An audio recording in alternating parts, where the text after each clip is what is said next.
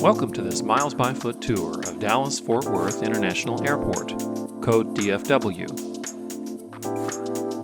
Located halfway between the cities that grant the airport its name, DFW has become one of the world's busiest airports. In 2020, DFW was the second busiest airport in the Western Hemisphere and fourth busiest worldwide. DFW is Texas-sized, with 5 mammoth terminals, 7 active runways, and an overall physical footprint larger than Manhattan. By the numbers, DFW serves 28 airlines and is the primary hub of American Airlines, where they serve an incredible 257 destinations. DFW has restored most of its international routes in Europe, Asia, the Middle East, and South America too. It's hard to overstate how busy this place is. On any given day, even during the pandemic, 1,400 planes pass through DFW, one taking off or landing every 46 seconds.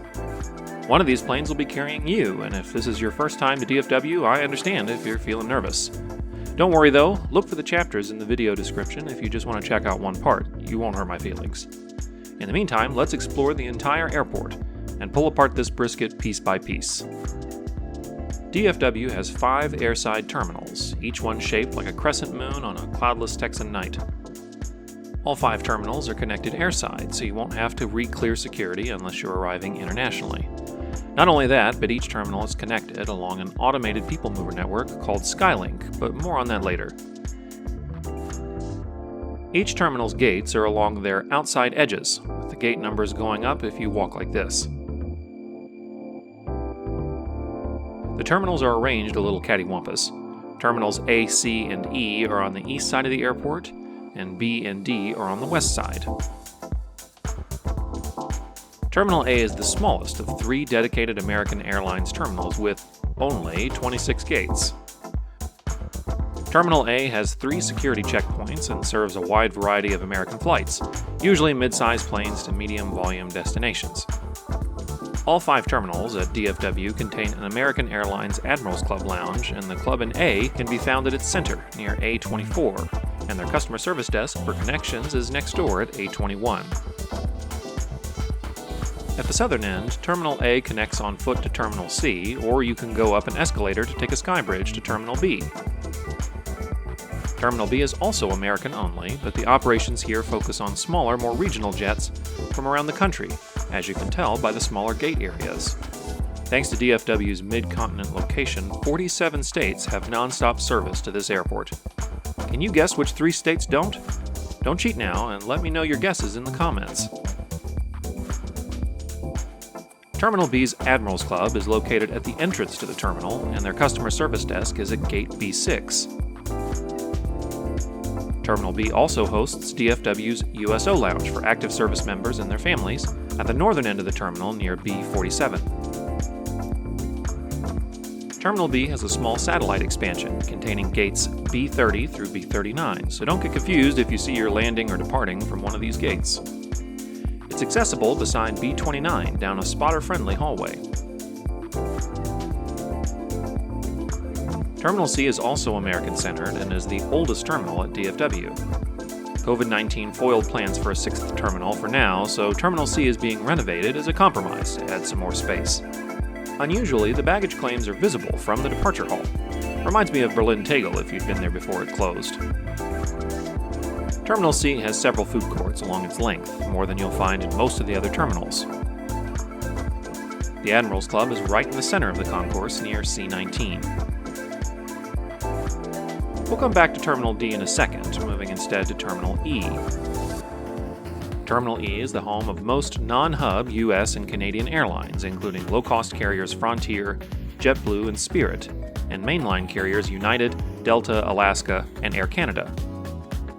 Unlike the other terminals, E is only accessible via the Skylink. United offers service to 6 of their hubs from Terminal E's northern gates, including nearby Houston Intercontinental. There's a United Club located near E7 before you make your journey. Star Alliance partner Air Canada flies from E2, serving Toronto and Montreal with at least 1 daily service each.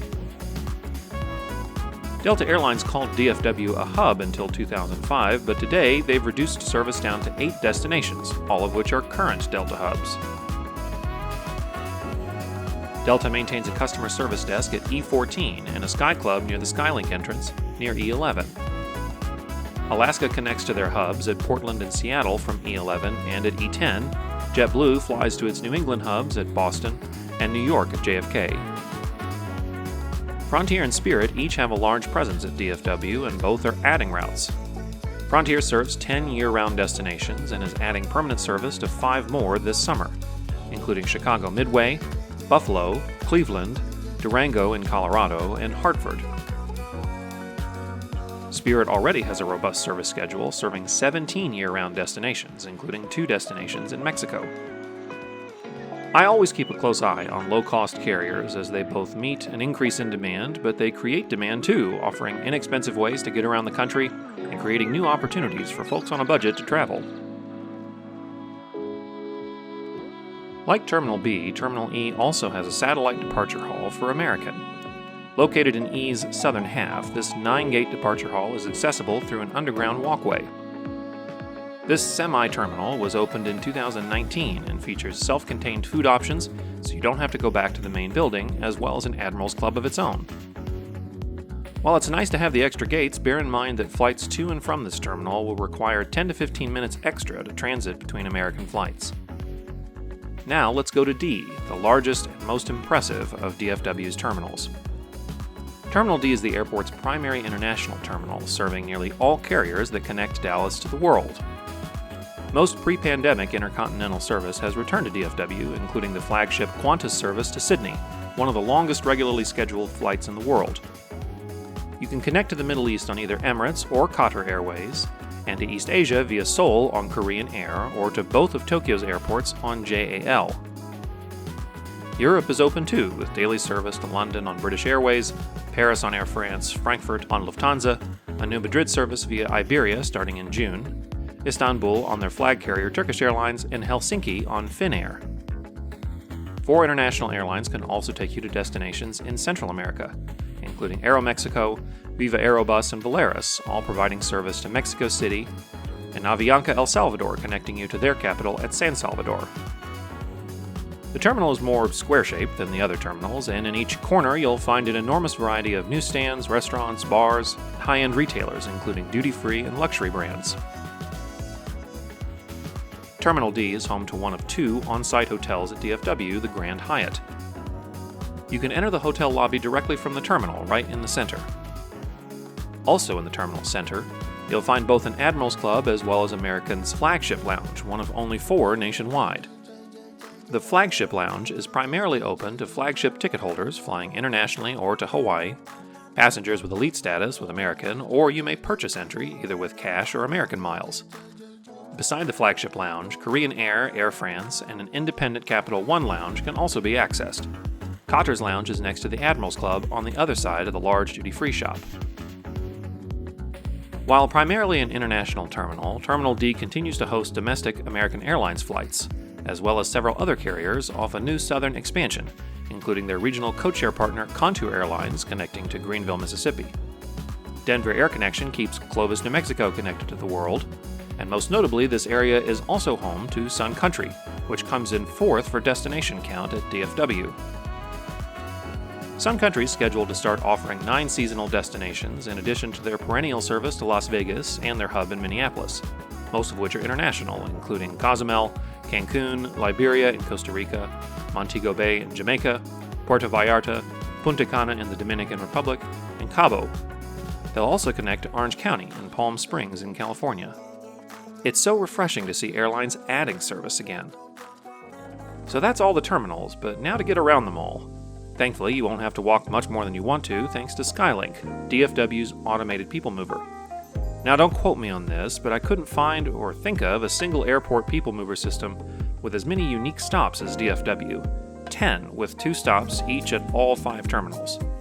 For each station, you'll go upstairs from the departures level and board either the inside or the outside train. The inside train, which faces the hotels and the parking garages, goes clockwise around the airport, and the outside train goes counterclockwise, facing the airfield. There are maps on the platform and indicators above the doors confirming which direction they're heading. A full circuit of the airport takes about 20 minutes, roughly 2 minutes a stop. The People Mover operates 24 hours a day, but in the rare event that that service is down for technical reasons, Terminals A through D are connected via walkways and sky bridges. Terminal E is not, and will require you to leave security, take a free TerminalLink shuttle to Terminal E, then re-clear security again. I mention this because they had a short technical delay when I was touring, so just in case a delay arises, that's not as short. Besides just getting around, riding Skylink is just plain entertaining for aviation and travel lovers. You can ride the outside line for a great view of aircraft from all over the world and watch the hard work and planning of thousands of men and women make the marvel of modern aviation possible. Or you can just look at the big planes. If Dallas or Fort Worth are your final destinations, your luggage will always be claimed at the terminal in which you land, so you won't have to go anywhere special to get your bags. From there, whether you're catching a cab, a parking shuttle, or a rental car, you'll go out onto the lower level to meet your ride. If you're using a rideshare app, you can meet your driver on the upper departures level. Remember to let them know which terminal you're in if you flew American, as it could be any of them. DFW features an on-site, consolidated rental car facility on the south side of the airport. Rental shuttles stop at each terminal every 10 to 15 minutes, 24 hours a day. If it's been a while since you've visited DFW, the airport now features 2 commuter rail lines connecting you to downtown Dallas or Fort Worth, each in about an hour. The DART line, completed in 2014, connects you to Dallas, and the station is located just outside security on the north side of Terminal A. TexRail, which opened its station in 2019, will take you to Fort Worth from the north side of Terminal B.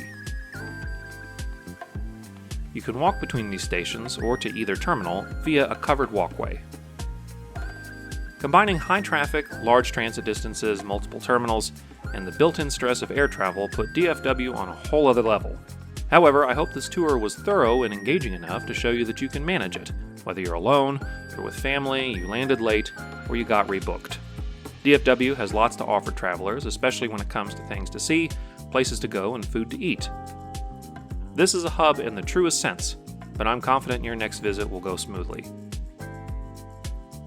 If you liked this video, please consider subscribing to Miles by Foot. This is the final airport of this trip, but I've got 2 more videos, including an unnarrated tour of this beast of an airport, then a transit tour for people connecting between Dallas and Houston's airports. It's easier than you think, and it opens up possibilities for your next travel adventure. I've already completed my next trip with more airport tours and flight experiences to share with you. This channel's grown a lot since these tours started, and I have each of you to thank for your continued support of my work through your comments and engagement. Until next time, thanks for watching, and happy trails, partner.